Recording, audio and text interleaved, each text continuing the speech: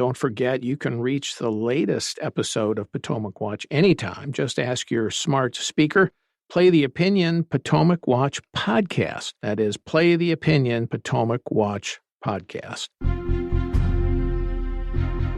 From the opinion pages of the Wall Street Journal, this is Potomac Watch.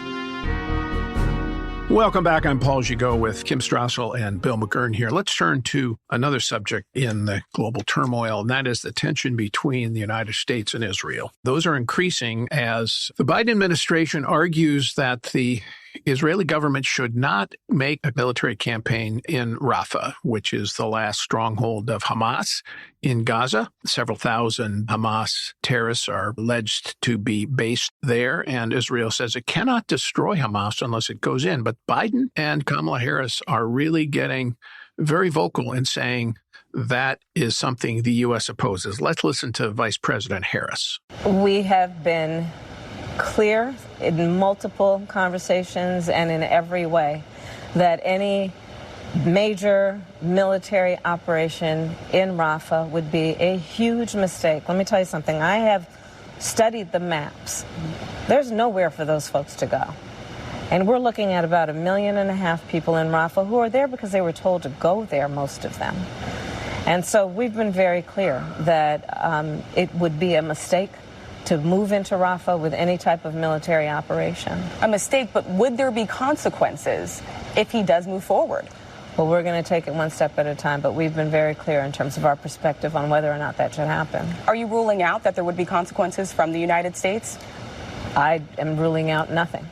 Well, that's pretty tough talk. Meanwhile, on Monday, the United States abstained from a United Nations Security Council resolution calling for an immediate ceasefire in Gaza, unlinked to the return of the hostages. They're now demanding the release of the hostages, but separate from the demand for a ceasefire. And the Israelis oppose the resolution. They don't get a vote in the Security Council. And in response, Benjamin Netanyahu, the prime minister, said he will no longer send a delegation he had been planning to the United States to discuss Rafah and some alternatives to the planned Israeli campaign, both to brief the White House on what Israel was planning and to hear some alternatives. That delegation had been requested by President Biden. Now Netanyahu is withdrawing it. Bill, the disagreement is building, I think, and all our reporting suggests that Netanyahu and the Israeli government, and this isn't just the prime minister, this is unanimous within the war cabinet and supported by the Israeli people, they're going to go into Rafah one way or another. Yes, for obvious reasons. I think they look at the horrific attack they suffered. They had withdrawn from Gaza, 20 years ago,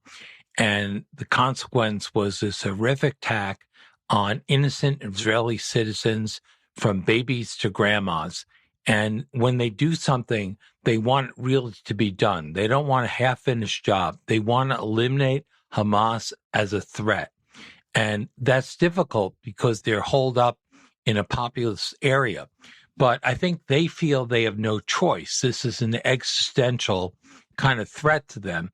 And it's just amazing to me that the United States would question an ally fighting for its life, really, and be so public with the disagreements. From the start, I was worried. Joe Biden took a great start, went to Israel, delivered some great remarks, was rhetorically fine. We were on their side.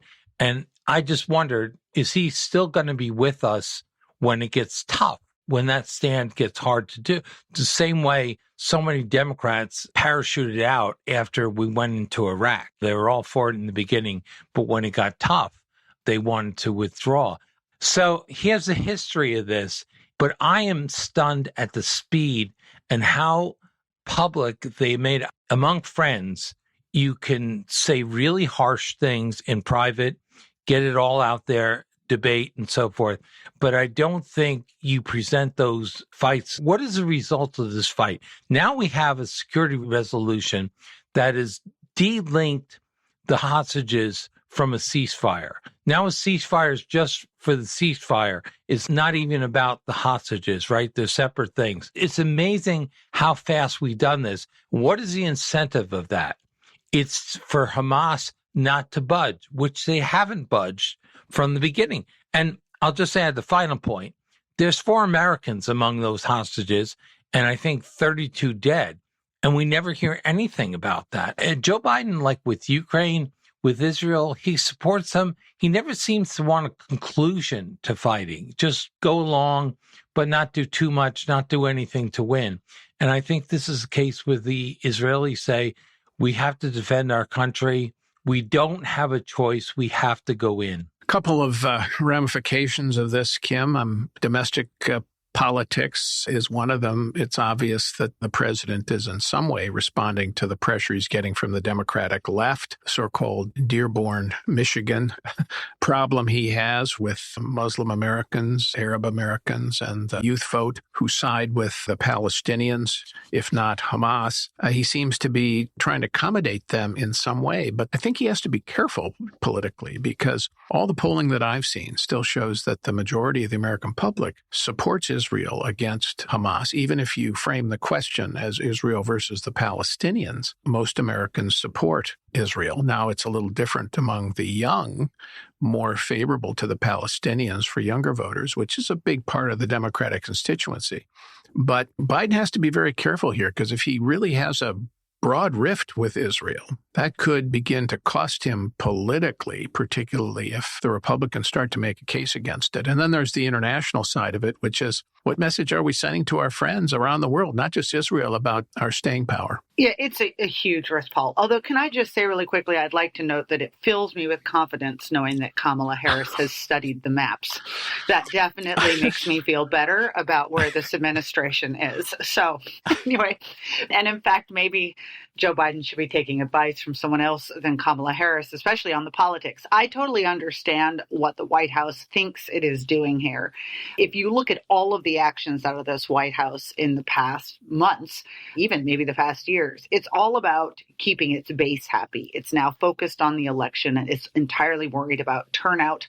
And so it's very much dancing to the progressive tune. And you've seen what started as a bit of backsliding on Israel now turn into a turnabout. But as you say, the vast majority of Americans have different views. I think the vast majority of Americans also understand the Israeli argument here, which is what alternative do they have if they're not allowed to go into Rafah? They have done a very good job debilitating Hamas, but the reality is that a majority of Hamas fighters are still alive. Many of them have gathered in Rafah.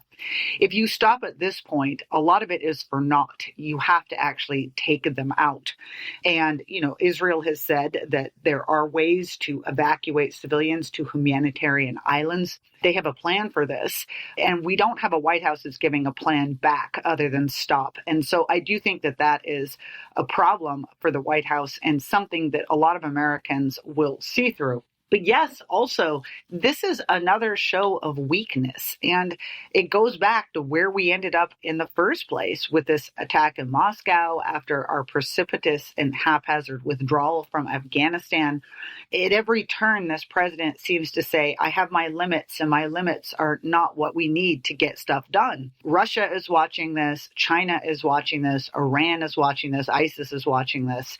And it also sends a message to our other allies not to stand up and be counted or put your head up over the turret, because if the United States won't do it, then why should they? Well, it's going to be a fascinating several months as we watch the events on the world stage really, I think, take a bigger and more prominent role in the American election than they typically do, because the world is, well, not to put too fine a point on it, the world is a mess. And it's getting worse. Thanks, Bill. Thanks, Kim. Thank you all for listening. We hope you'll be with us every day here on Potomac Watch. Be sure to subscribe on your favorite podcast service, and we'll hope to have you here tomorrow and every day. Thanks for listening.